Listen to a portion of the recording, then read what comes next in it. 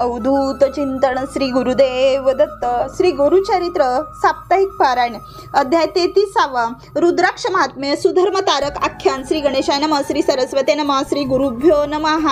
नामधारक सिद्धयोग्यांच्या चरणांना वंदन करून म्हणाला, तुम्ही ज्या यापूर्वी जी कथा सांगितल्या त्यातील ती ब्राह्मण सुवासिनी श्री गुरूंच्या बरोबर गाणगापुरातील मठात आली. मग पुढे काय झाले ते मला सविस्तर सांगा. नामधारकाने अशी विनंती केली असता सिद्धयोगी म्हणाले, ऐक, श्री गुरु मठात आल्यावर तिसऱ्या दिवशी प्रातःकाळी ती सुवासिनी श्री गुरुच्या दर्शनाला आली. श्री गुरूंच्या चरणांना वंदन करून ती म्हणाली, माझ्या पतीला मृत्यू आला. त्यावेळी एका ब्राह्मणाने येऊन मला परोपरीने उपदेश केला.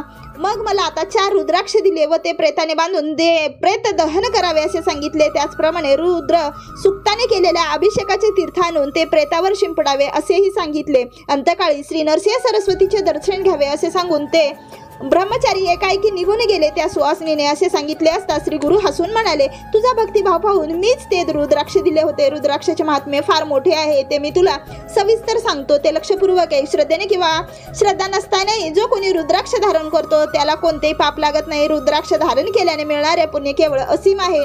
त्या पुण्याला दुसरी उपमाच नाही. जो मनुष्य 1000 रुद्राक्षाची माळ धारण करतो तो साक्षात रुद्र होतो. अशा माणसाला सर्व देव वंदन करतात.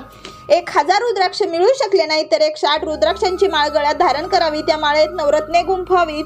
रुद्राक्ष हे सर्व पापनाशक आहेत. ते हातावर, दंडावर, मस्तकावर धारण करावेत. रुद्राक्षावर केलेला अभिषेक शिवलिंगावर केलेला अभिषेक पूजे समान फळ देणार आहे. एकमुखी, पंचमुखी, एकादशमुखी, चतुर्दशमुखी असे विविध प्रकारचे रुद्राक्ष असतात. रुद्राक्ष खरे अस्सल मिळणारे तर उत्तमच, तसे नाही मिळाले तरी चालेल. कोणतेही रुद्राक्ष भक्तिभावाने धारण करावे, त्यामुळे चतुर्विधी पुरुषार्थाची प्राप्ती होती. या रुद्राक्षाचे महात्म्य किती मोठे आहे याविषयी एक प्राचीन कथा आहे, ती सांगतो, ऐक.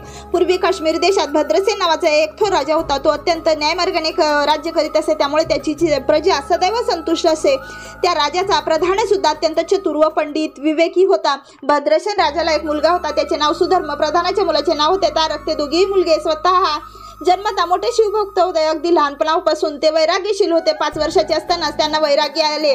त्यांना सुवर्णादीचे अलंकार भरजरी वस्त्रे आवडत नाहीत. ते शरीरावर रुद्राक्ष धारण करतात. सर्वांगाला भस्म लावतात. ते सदैव एकांतात बसून शिवध्यान करीत असतात. त्यांना सर्व प्रकारचे शिक्षण मिळाले तरी सुद्धा त्यांनी आपले वैराग्य सोडले नव्हते. त्यामुळे राजाला व प्रधानाला मोठी काळजी लागली होती. एके दिवशी पराशर ऋषी भद्रसेन राजाकडे आले. त्याने व प्रधानाने त्यांची उत्तम प्रकारे स्वागत करून यथासांग पूजा केली. त्यांना दिव्य वस्त्र अलंकार अर्पण केले. मग राजाने त्या 2 मुलांच्या पत्रिका पराशरांना दिल्या. हात जोडून म्हणाला, मुनिवर, आमच्या या 2 मुलांना राजविलास आवडत नाही. हे अगदी विरक्त आहेत. रुद्राक्षावर व भस्मावर त्यांचे फार प्रेम आहे. ते दोघे सतत शिवध्यानातच रंगलेले असतात. अशा परिस्थितीत ते पुढे राज्यकारभार कसा काय करणार यांची आम्हाला मोठी चिंता वाटते. पराशरांनी त्या 2 मुलांकडे निरखून पाहिले. ते चंद्र सूर्यासारखे तेजस्वी दिसत होते. पराशरांनी क्षणभर विचार केला. या राजाला म्हणाले, राजा, या दोघांचा पूर्वजन्म मला दिव्य दृष्टीने दिसत आहे. हे दोघे असे विरक्त का झाले आहेत? हे शिवभक्त झाले व त्यांना रुद्राक्ष व भस्म का आवडते ते मी सांगतो. लक्षपूर्वक ऐक. पूर्वी नंदीग्राम गावात एक गणिका राहत होती. तिचे रूप लावण्य अप्सरासारखेच होते. तिचे वैभव एखाद्या राजाला महालात लाजवेल असे. असंख्य दासदासी तिचे तत्परतेने मनोभावे सेवा करीत असत. तिच्या भोगसुखाची इच्छा धरून देशोदेशीचे थोर राजे तिच्याकडे येत असत. ती वैश्य असली तरी ती थोर पतिव्रता होती. तिच्याकडे येणाऱ्या पुरुषाचा दिवस पूर्ण झाल्याशिवाय ती कोणालाही वश होत नसे. तिच्याकडे येणाऱ्या पुरुषाला साक्षात शिवशंकर मानून त्यांनी एकनिष्ठेने सेवा करीत असे. तिने आपल्या घरी मनोरंजनासाठी कुकुट व मरकट म्हणजेच कोंबडा व माकड पाळले होते. तिने त्यांच्या गळ्यात रुद्राक्ष बांधले होते. ती आपल्या नृत्यशाळेत नृत्य शिकवित असे. त्या नृत्यशाळेत तिने शिवलिंगाची स्थापना केली होती. ती शिवपुराण श्रवण करू लागली की ते कुकुट व मरकटही लक्षपूर्वक ऐकत असत. ती आपल्या हातांनी त्या दोघांना भस्म लावित असे. एकदा काय झाले, एक शिवव्रती असा मोठा श्रीमंत मदनासारखा सुंदर व्यापारी त्या गणिकेकडे आला. त्या व्यापाऱ्याच्या हातात पृथ्वी मोलाचे एक रत्नखचित शिवलिंग होते. त्यांचे ते सूर्यतेज पाहून अधिकच होते. ते शिवलिंग पाहताच ती गणिका शिवभजन करू लागली. तिने त्या शिवलिंगाला भक्तिभावाने नमस्कार केला. मग त्या शिवव्रती व्यापाऱ्याने ते शिवलिंग काढून त्या गणिकेच्या हाती दिले. तो तिला म्हणाला, 3 दिवस 3 रात्री तू माझी धर्मपत्नी म्हणून राहावे. त्या काळात तुझ्या मनात कोणाचीही सेवा करायची नाही.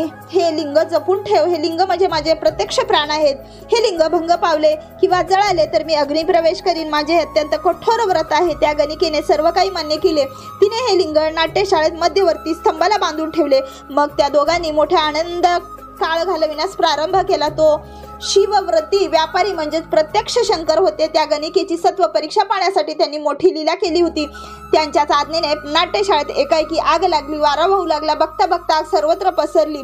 उठ उठ लवकर, नाट्यशाळेला आग लागली आहे असे म्हणून त्या शिवयोगी व्यापाऱ्याने गणिकेला जागी केले. ती गणिका घाबरून उठली. अग्नीच्या ज्वाळा सगळीकडे पसरत होत्या. तशातही स्थितीत तिने धावत जाऊन कुकुट आणि मरकटाला सोडवण्याचा प्रयत्न केला, पण तेही त्या जागीच जळून गेले.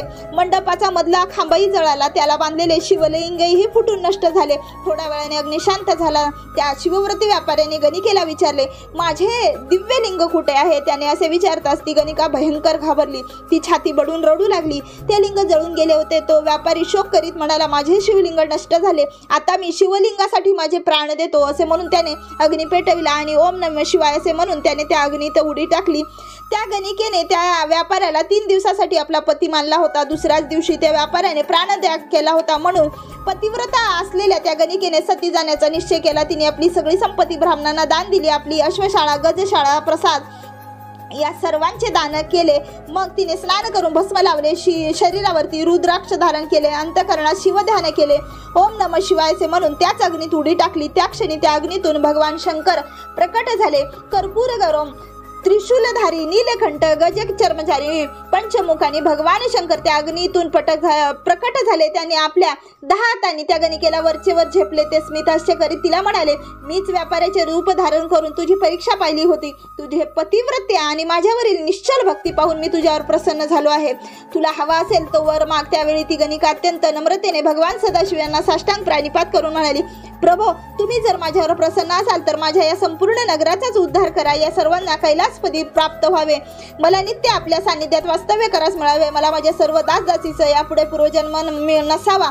भगवान शंकर तथास्तु म्हणाले. त्या क्षणी तेथे आलेल्या दिव्य विमानातून सर्वजण आकाशमार्गे कैलासावर गेले. ही कथा सांगून पराशर मुनी भद्रसेनाला म्हणाले, राजा, आता तुमच्या या 2 मुलाविषयी सांगतो. ते दोघे इतके विरक्त कशामुळे झाले? हे सतत शिवभजनात दंग का असतात? हे सर्वांगाला भस्म का लावतात? रुद्राक्ष का धारण करतात? असा तुझा प्रश्न आहे. त्याचे उत्तर ऐक. हे दोन्ही कुमार पूर्वजन्मी त्या गणिकेचे कुकुट व मरकट होते. त्यांच्या गळ्यात रुद्राक्ष बांधलेले होते. त्याच्या शरीराला भस्म लावले जात असे व त्या दोघांना नित्य शिवलीला ऐकाविण्यास मिळत असे. त्या पूर्व पुण्याईनच ते कुकुट व मरकट आता सुधर्म व तारक जन्मास आलेले आहेत. हे पुढे उत्तम प्रकारे राज्य करतील व शिवभक्तीमुळे तुमचा उद्धार करतील. सगळ्या प्रजेला शिवभजनाला लावतील. हे दोघे कुकुट व मरकट असताना विरक्त स्वभावाचे झाले होते. ती विरक्ती अंशात्मक रूपाने या जन्मात त्यांना प्राप्त झाली आहे. म्हणूनच ऐश्वर्यात असूनही त्यांना रुद्राक्ष आवडतात. या दोघांचे पूर्व पुण्य अगाध आहे. पराशरांच्या या उत्तराने भद्रसेनाला व प्रधानाला अतिशय आनंद झाला. त्यांनी पराशरांच्या पायावर लोटांगण घातले. मग भद्रसेवाने पराशरांना एक गहन प्रश्न विचारला. त्यांचे पराशरांनी जे उत्तर दिले ते सिद्धमुनी नामधारकास पुढील कथेत सांगणार आहेत. अशा रीतीने श्री गुरुचरित्र अमृतातील रुद्राक्ष महिमा निरूपण नावाचा 33वा अध्याय समाप्त. श्री गुरुदत्तात्रय अर्पणास्तु. श्री गुरुदेव दत्त. अध्याय 34वा रुद्राक्ष महात्म्य. श्री गणेशाय नमः. सरस्वते नमः. श्री गुरुभ्यो नमः. श्री गुरुनाथ सरस्वती त्या ब्राह्मणपती पत्नीला म्हणाले, पराशर ऋषीने भद्रसेन राजाला रुद्राक्ष महिमा सांगून त्या पुत्राचे व प्रधान पुत्राचे पूर्वजन्म चारित्र्य सविस्तर सांगितले. ते ऐकून राजाला अतिशय आनंद झाला. पराशरांच्या चरणावर लोटांगण घालून तो म्हणाला, मुनिवर्य, माझ्या पुत्राचा पूर्वजन्म वृत्तांत तुम्ही सांगितलात. गतजन्मी माझा पुत्र सुधर्म व प्रधान पुत्र तारक हे दोघे कुकुट मरकट होते. त्या गणिकेने त्या दोघांच्या गळ्यात रुद्राक्ष बांधले होते. त्या केवळ अजाणतेपणे घडलेल्या पुण्याईने या जन्मी ते आमचे पुत्र झाले आहेत. मुनिवर्य, आपण त्रिकालज्ञानी आहात, सर्वज्ञ आहात. तेव्हा माझ्या या एकुलत्या एक मुलाचे भविष्य सांगा. माझ्या पुत्राला किती आयुष्य आहे हे सांगण्याची कृपा करावी. राजाने असे विचारले असता पराशरांनी क्षणभर मौन धारण केले. थोडा विचार केला. मग ते राजाला म्हणाले, राजा, मी आता जे सांगतो ते अत्यंत कटू असले तरी सत्य आहे. ते मी आता तुला सांगत आहे. ते ऐकून तुम्ही सर्व दुःखसागरात बुडून जाले याची मला कल्पना आहे. परंतु सत्य काय आहे ते सांगितलेच पाहिजे, नाहीतर माझ्या ज्ञानाला कमीपणा येईल, माझ्या साधनेत दोष येईल. तुझी ऐकण्याची तयारी आहे ना? राजा म्हणाला, भावी घटनांची कल्पना आली तर काहीतरी उपाय करून अनिष्ट असेल ते टळता येईल अशा आशेने मी विचारित आहे. जे असेल ते सांगा. पराशर म्हणाले, ऐक तर मग. तुझा हा मुलगा अल्पायुष्य आहे. तुझ्या पुत्राला 12 वर्ष झाली आहेत. आजपासून 7व्या दिवशी तुझ्या पुत्राला मृत्यू येईल. पराशरांचे हे शब्द भद्रसेनाला वज्रघातासारखे वाटले. तो एकाएकी बेशुद्ध पडला. थोड्या वेळाने शुद्धीवर आल्यावर तो गडबडा लोळत शोक करू लागला. तो पराशरांचे पाय धरून विनवण्या करू लागला. मुनिवर्य, मला या दुःखापासून वाचवा, काहीही करून माझ्या मुलाला अकाली मृत्यू टाळा. राजाचा तो शोक पाहून पराशरांना त्यांची दया आली. ते भद्रश्रांना समजावित होते, राजा असा धीर सोडू नकोस. या संकटावर मात करायची असेल तर त्या शूलपाणी शिवशंकराला शरण जा. त्यांची आराधना कर. त्या शिवाच्या इच्छेने सृष्टी निर्माण झाली. ब्रह्मदेवाने विश्व निर्माण करावे यासाठी स्वतः शंकराने ब्रह्मदेवाला 4 वेदांचा उपदेश केला. त्या 4 वेदांचे सार म्हणजेच रुद्राध्याय. हा रुद्राध्याय म्हणजे प्रत्यक्ष मी आहे असे स्वतः शंकरानेच सांगितले आहे. त्या शंकराच्या आराधनेचा उत्तम उपाय म्हणजे रुद्राध्याय रूपी प्रार्थनेचा सतत 7 दिवस पाठ करणे.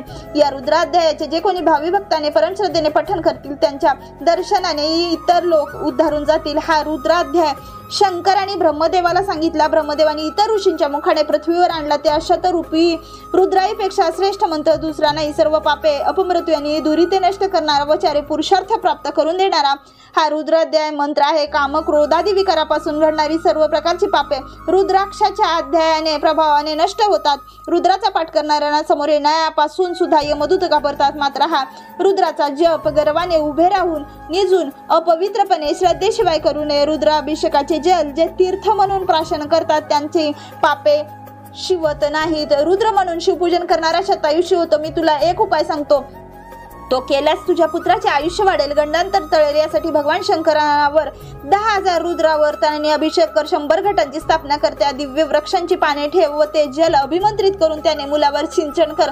नित्य 10,000 आवर्तने कर. त्याला तीर्थे प्राशन करू दे, म्हणजे तुझा मुलगा 10,000 वर्ष जगेल. पराशरांनी असे सांगितले असता भद्रसेन राजाने विद्वान ब्राह्मणाला बोलवून रुद्रानुष्ठान सुरू केले.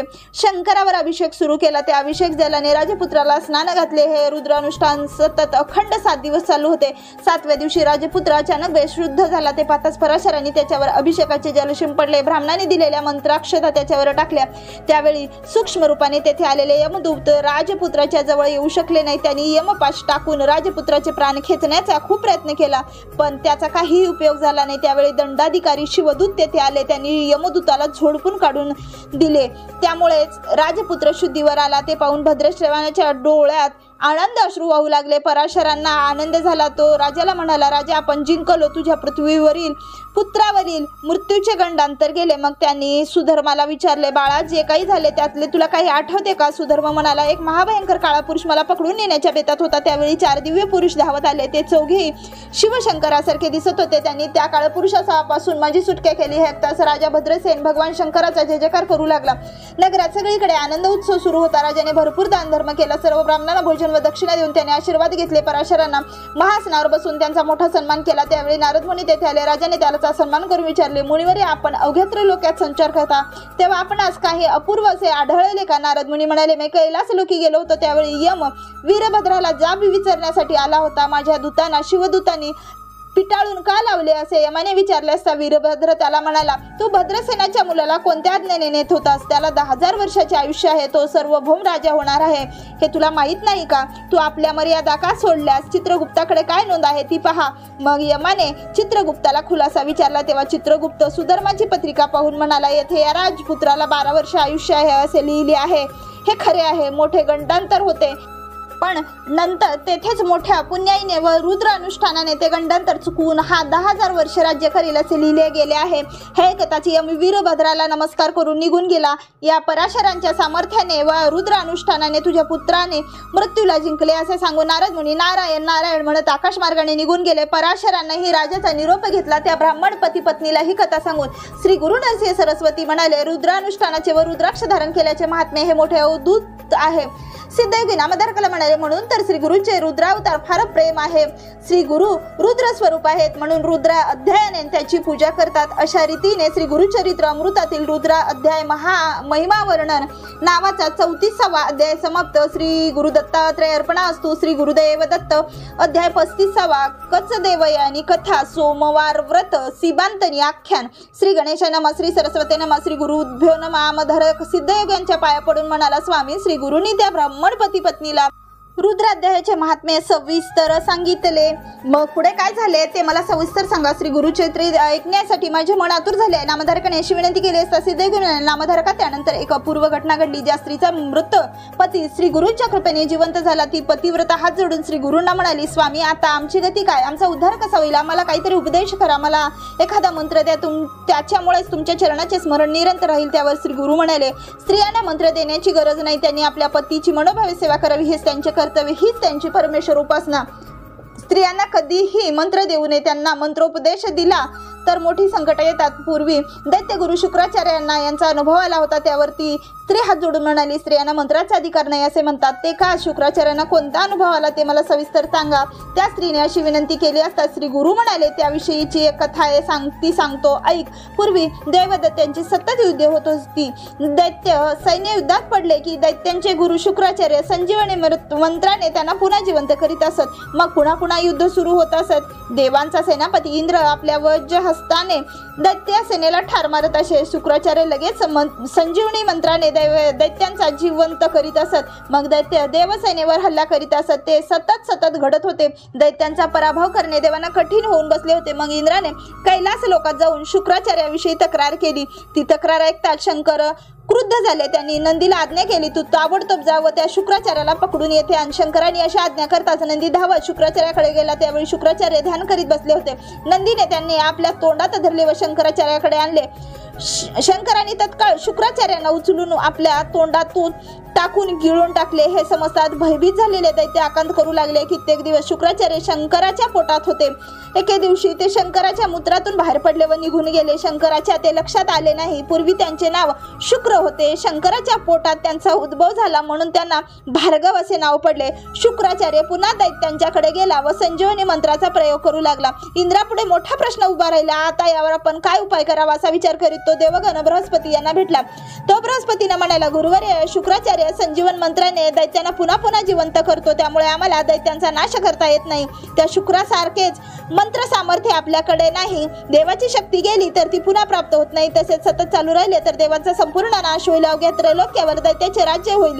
तुम्ही सर्व देवांना पूज्य वंदनीय आहात। तुम्ही जर आमच्या कृपा केली तर शुक्राचे तुमच्या पुढे काही चालणार नाही, तो तुमची बरोबरी करू शकणार नाही। इंद्राने अशी प्रशंसा केली असता देवगुरु बृहस्पती इंद्राला म्हणाले, देवेंद्र, यावर एकच उपाय आहे, शुक्राचा तो संजीवनी मंत्र षडकर्णी केला असता शुक्राने काही एक सामर्थ्य राहणार नाही। आपल्यापैकी एखाद्याला विद्यार्थी असा बहाणा करून शुक्राकडे पाठवायचा आहे, तो आत्मसंरक्षणासाठी संजीवनी मंत्र शिकेल। त्यावर इंद्र म्हणाला, तुमचा पुत्र कच आहे, त्यालाच अध्ययनाच्या निमित्ताने शुक्राकडे पाठवावे। तो शुक्राची मनोभावे सेवा करील व मोठ्या युक्तीने त्यांच्याकडून संजीवनी मंत्र मिळविले। असे झाले तर फारच छान होईल। इंद्राची योजना बृहस्पतींना एकदम पसंत पडली। त्यांनी कच्याला बोलावून सांगितले, तू विद्यार्थी म्हणून शुक्राकडे जा, त्यांच्या पुढे देवाची खूप निंदा कर। मी देवांना कंटाळून आपणा शरण आलो आहे, माझा विद्यार्थी म्हणून स्वीकार करा असे बोलून त्यांची मनोभावे सेवा कर।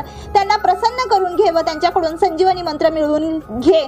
व परत कच्याने मान्य केले। मग तो बृहस्पतींना व इंद्रादी देवांना वंदन करून शुक्राचार्याकडे गेला व हात जोडून नम्रपणे त्यांच्या पुढे उभा राहिला। शुक्राचार्यांनी त्याची नीट विचारपूस केली तेव्हा तो म्हणाला, मी ब्राह्मण पुत्र आहे, मी आपली कीर्ती ऐकून विद्या अध्ययनासाठी आपण शरण आलो आहे, माझ्यावर कृपा करा आणि मला स्वीकार करा। आपण अनाथाचे प्रतिपालक आहात, मी आपली मनोभावे सेवा करीन, माझा विद्यार्थी म्हणून स्वीकार करावा। त्यावेळी शुक्राचार्याची एकुलती एक लाडकी कन्या देवयानी तेथेच होती। ती आपल्या वडिलांना म्हणाली, बाबा, हा ब्राह्मण कुमार चांगला विद्यार्थी दिसतो, त्याचा तुम्ही विद्यार्थी म्हणून स्वीकार करावं, त्याला विद्या शिकवावी। देवयानी कच्याकडे निरखून पाहत होती। तरुण अत्यंत रूपवान असलेला कच दुसरा मदनच होता असे देवयानीला वाटले। हा आपला पती व्हावा असे तिला मनोमन वाटत होते। शुक्राचार्यांनी कच्याला विद्यार्थी म्हणून स्वीकारले। कच शुक्राचार्यांच्या आश्रमात राहून विद्यादान करू लागला देवांना। मात्र हा कच देवांच्या संजीवनी विद्या मिळवण्यासाठी आला आहे। आता याला संजीवनी विद्या मिळाली तर आमच्यावरचे मोठे संकट येईल। हा विचाराने सगळे दैत्य मोठ्या काळजीत पडले। काहीही करून संधी मिळताच याला ठार मारायचे असे त्यांनी ठरवले। तशी संधी चालून आली। एके दिवशी कच काही दैत्यांच्या बरोबर समिधा आणण्यासाठी वनात गेला। तेथे दैत्यांनी त्याला ठार मारले व स्वतःचा समिधा घेऊन परत आले। कच कुठेच दिसेना म्हणून देवयानी अस्वस्थ झाली, बैचेन झाली। कच परत आल्याशिवाय मी अन्न पाणी घेणार नाही असे ती शुक्राचार्यांना म्हणाली। कचाला दैत्याने ठार मारले हे शुक्राचार्यांनी अंतर्ज्ञानाने ओळखले। त्यांनी देवयानीच्या हट्टास्तव संजीवनी मंत्राचा जप करून त्याला जिवंत केले। मग कच आश्रमात परत आला। तसेच काही दिवस गेले। एके दिवशी कच वनात गेला। टपून बसलेल्या दैत्यांनी त्याला ठार मारले। त्याच्या शरीराचे तुकडे तुकडे केले व ते 10 दिशांना फेकून दिले. संध्याकाळ झाली, सूर्यास्त झाला, कच कुठेच दिसेना. त्यामुळे शोकाकुळ झालेली देवयानी पित्याला म्हणाली, कच माझा प्राणसखा आहे, काहीही करून त्याला परत आणा, नाहीतर मी विष प्राशन करून प्राणत्याग करीन. आपल्या कन्येच्या हट्टास्तव शुक्राचार्यांनी पुन्हा संजीवनी मंत्राचा जप करून कचाला जिवंत केले. कच परत आला. त्याला पाहताच देवयानीला मोठा आनंद झाला. असेच काही दिवस गेले. दैत्य मोठ्या काळजीत पडले. काही केल्या कच मरत नाही. याला ठार मारले असता गुरुकन्येवरील प्रेमामुळे त्याला पुन्हा पुन्हा जिवंत करतात. मग दैत्याने एक भयंकर कृत्य केले. त्यांनी कचाला बाहेर दूर नेऊन ठार मारले. शुक्राचार्यांना मद्यपानाची सवय होती म्हणून दैत्याने कचाच्या हाडाचेही चूर्ण करून ते जाळून त्याचे भस्म तयार केले व ते मद्यात चांगले मिसळून शुक्राचार्यांना प्यायला दिले. आता काही झाले तरी कच जिवंत होणार नाही या विचाराने सगळे दैत्य आनंदित झाले. कच दिसेना म्हणून देवयानी रडू लागली. त्याला परत आणा असा पित्याला आग्रह करू लागली. शुक्राचार्यांनी अंतर्ज्ञानाने ओळखले कचाच्या दैत्याच्या कारस्थानामुळे कच आता आपल्या पोटात आहे. आता त्याला जिवंत करणे शक्य नाही, कारण संजीवनी मंत्राने त्याला जिवंत केले तर ते आपले पोट फाडून येणार, म्हणजे आपणास मरण येणार. त्यांनी देवयानीला परिस्थितीची जाणीव करून दिली व कच आता जिवंत होणार नाही असे सांगितले. त्यावर देवयानी म्हणाली, तुम्ही मरण पावलेल्या सर्वांना पुन्हा जिवंत करता, मग तुम्हाला स्वतःच्या मृत्यूची भीती का वाटते? शुक्राचार्य म्हणाले, संजीवनी मंत्र फक्त मलाच येतो. तो मी इतरांना सांगितला तर त्याचा प्रभाव नाहीसा होईल. अशा परिस्थितीत मी काय करणार? देवयानी म्हणाली, तो मंत्र मला द्या. कचाला जिवंत करताना जर तुम्हाला पुन्हा मृत्यू आला तर मी त्या मंत्राने तुम्हाला जिवंत करीन. शुक्राचार्य म्हणाले, स्त्रियांना मंत्र देऊ नये अशी शास्त्राची आज्ञा आहे. पती सेवा हा स्त्रियांसाठी मंत्र आहे. त्यांनी मंत्र जप करू नये. त्यांनी मंत्राचा जप केला तर मोठा अनर्थ घडतो. त्या मंत्राचे सामर्थ्य नाहीसे होते, म्हणून मी तुला संजीवनी मंत्र देऊ शकत नाही. हे ऐकताच देवयानीला राग आला. ती म्हणाली, असे असेल तर तुमचा मंत्र तुमच्यापाशी घेऊन बसा. मी कचाशिवाय एक क्षणभरही जिवंत राहू शकणार नाही. आता मी प्राणत्याग करते. असे क्रोधाने बोलून ती एकुलती एकाएकी बेशुद्ध पडली. शुक्राचार्यांनी देवयानीवर अतिमाया ते द्रवले. त्यांनी तिला सावध केले, समजाविले व तिला संजीवनी मंत्र दिला. शुक्राचार्य देवयानीला मंत्र सांगत असताना त्यांच्या पोटात असलेल्या कचाने तो लक्षपूर्वक ऐकला, पूर्ण लक्षात ठेवला. तो शुक्राचार्याचे पोट फाडून बाहेर आला. देवयानीने मंत्र जपून शुक्राचार्यांना जिवंत केले. कचाने तो मंत्र 3 वेळा म्हणून लक्षात ठेवला. ज्या कार्यासाठी तो आला होता ते कार्य झाले होते. मग तो शुक्राचार्यांच्या पाया पडून म्हणाला, गुरुदेव, तुमच्या कृपेने मला सर्व विद्या प्राप्त झाल्या. मग येथील दैत्य माझा द्वेष करतात व मला ठार मारतात, म्हणून मी येथे राहणे योग्य नाही. मी आता परत जातो.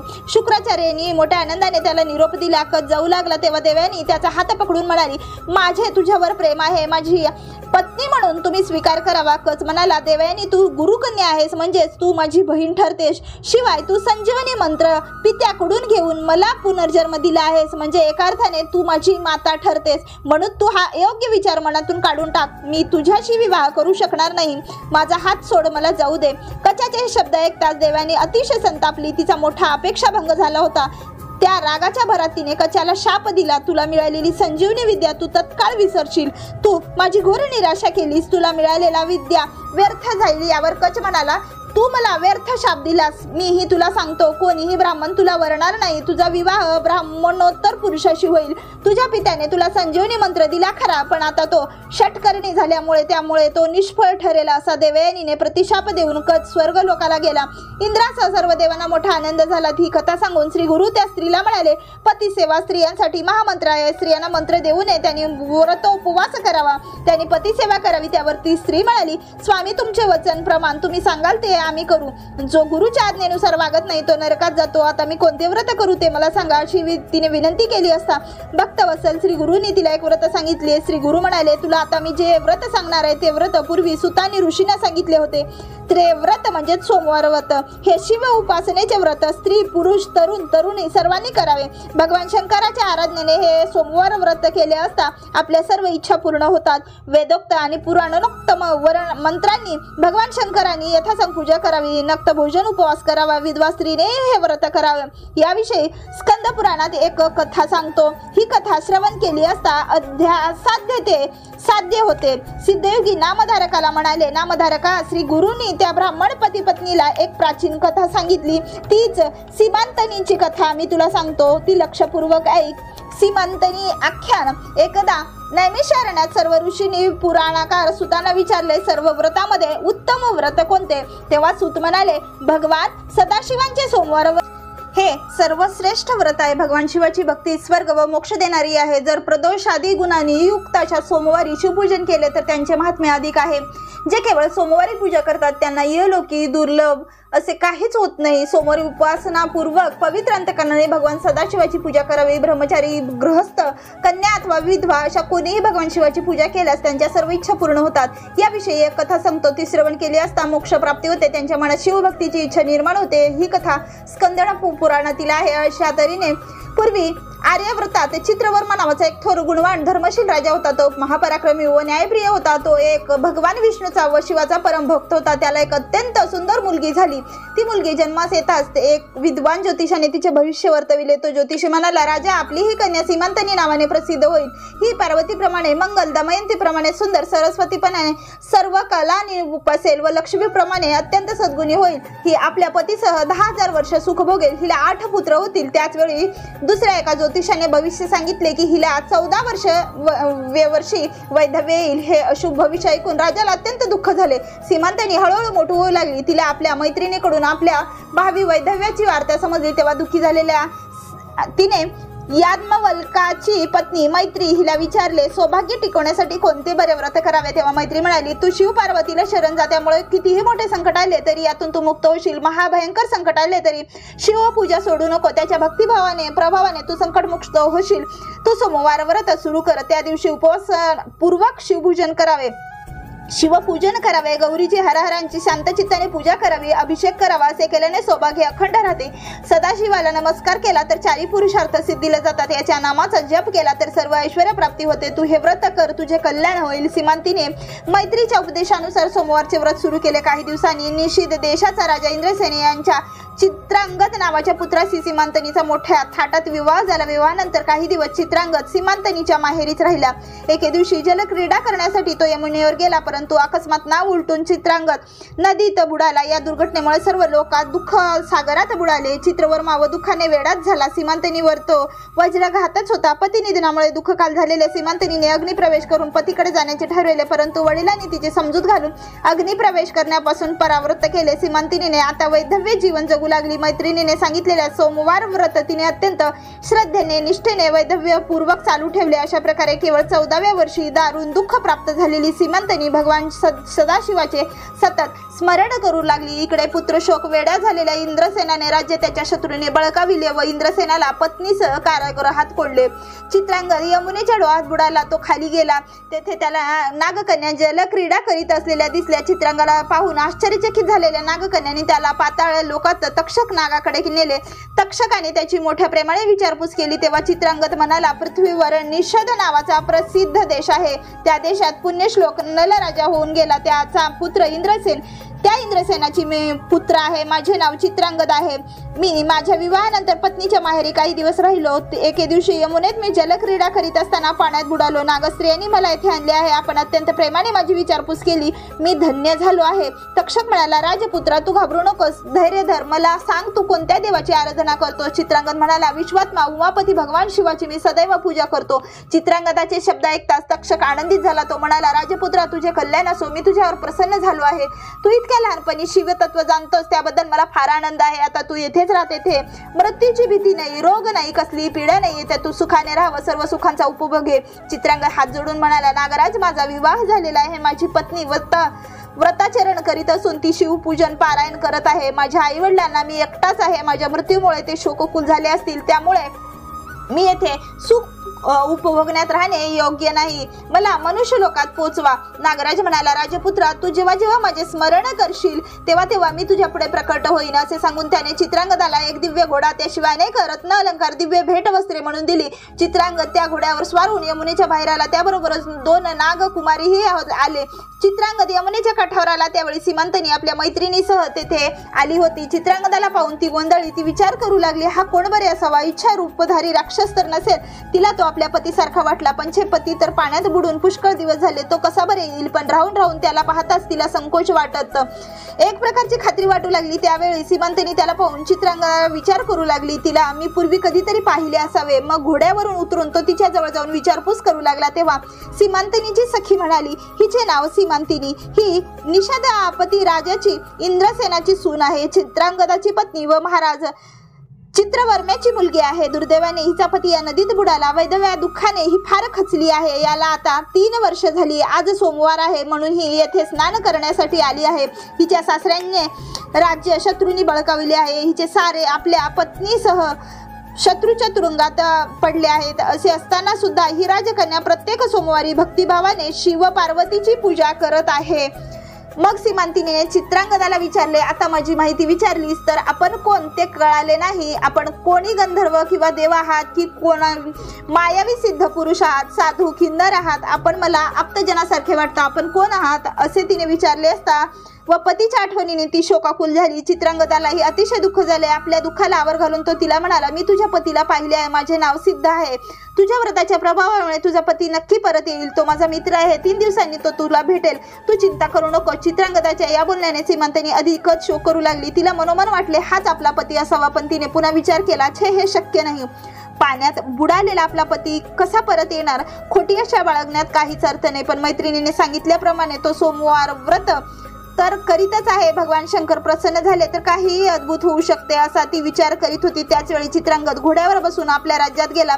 नदीत बुडालेला चित्रांगद परत आला आहे व त्याला तक्षकाचे सामर्थ्य लाभले आहे हे समजतात भयभीत झालेल्या शत्रूने चित्रांगदाला त्याचे राज्य सन्मानपूर्वक परत दिले। त्याच्या मातापित्याची सुटका केली। आपला पुत्र परत आला हे समजताच इंद्रसेनाच्या डोळ्यावाटे आनंदाश्रू वाहू लागले। सर्व नागरिक, मंत्री, पुरोहित चित्रांगदाला सामोरे गेले। मोठ्या प्रेमाने सन्मानाने त्याला राजवाड्यात आणले। इंद्रसेनाने चित्रांगदाला पोटाशी धरले। चित्रांगदाने माता पित्यांना व इतर सर्वांना वंदन केले। मग त्याने राज्यसभेत बसून आपली पहिल्यापासूनची सर्व हकीकत सविस्तर सांगितली। ते ऐकून इंद्रसेनाला अतिशय आनंद झाला। आपल्या सुनेने सौभाग्य प्राप्तीसाठी सोमवार व्रत करून भगवान शंकराची आराधना केली, त्याचेच हे फळ। त्याबद्दल इंद्रसेनाची खात्री पटली। त्याने लगेच ही शुभ वार्ता आपल्या दूताकरवी चित्रवर्म्याला कळवली। ही अमृत वार्ता ऐकून राजा चित्रवर्मा आनंदाने अगदी वेडा झाला। त्याने सीमांतिनीला वैधव्य चिन्हे काढण्यास लावली। मग त्याने आपल्या राज्यात मोठा आनंद उत्सव केला। प्रत्येक जण सीमांतिनीच्या सदाचाराची प्रशंसा करू लागला।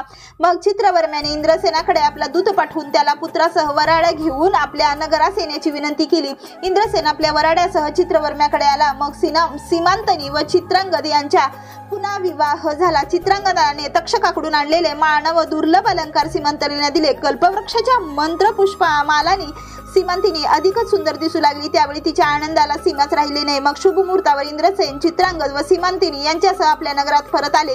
त्याने चित्रांगदाला राजसिंहासनावर राज्याभिषेक केला। त्याने सीमांतिनीसह 10,000 वर्षे सर्व सुखांचा उपभोग घेतला व राज्य केले। त्यांना 8 पुत्र व 1 कन्या झाली। सीमांतिनी भगवान महेश्वराची आराधना करीत असल्याने आपल्या पतीसह सुखाने राहू लागली। तिने सोमवारच्या व्रताच्या प्रभावाने आपले गेलेले सौभाग्य परत मिळवले। श्री गुरु ही कथा सांगून त्या पती पत्नीला म्हणाले, सोमवार व्रताचा प्रभाव हा अद्भुत आहे, तुम्ही हेच व्रत करा। श्री गुरूंची आज्ञाप्रमाणे मानून त्या पती पत्नीने सोमवारचे व्रत पुढे त्यांना केले व 5 पुत्र झाले। ते दोघे दरवर्षी संगमस्थानी श्री गुरूंच्या दर्शनासाठी येऊ लागली। सरस्वती गंगाधर म्हणतात, त्रैमूर्ती नरसिंह सरस्वती माझे वंश परंपरागत स्वामी आहेत, म्हणून लोक तुम्ही सुद्धा निसंदेह श्री गुरूंची सेवा करा। श्री गुरु आपल्या भक्तावर त्वरित प्रसन्न होतात, हे त्रिवार सत्य आहे। साखरेच्या गोडीला दुसरी कोणतीही उपमा नाही। हातावरील कंकण पाहावयास आरसा कशाला? लोक तुम्ही श्री गुरूंची सेवा करा, तुमच्या सर्व कामना त्वरित पूर्ण होतील। श्री गुरुचरित्र प्रत्यक्ष कामधेनू आहे, त्याचे श्रवण पठन केले असता सर्व काही साध्य होते, अंती मोक्षही प्राप्त होतो। अशा रीतीने श्री गुरुचरित्र अमृतातील सीमांतिनी आख्यान नावाचा 35वा अध्याय समाप्त। श्री गुरुदत्तात्रय अर्पणास्तु। श्री गुरुदेव दत्त। अवधूत चिंतन। श्री गुरुदेव दत्त।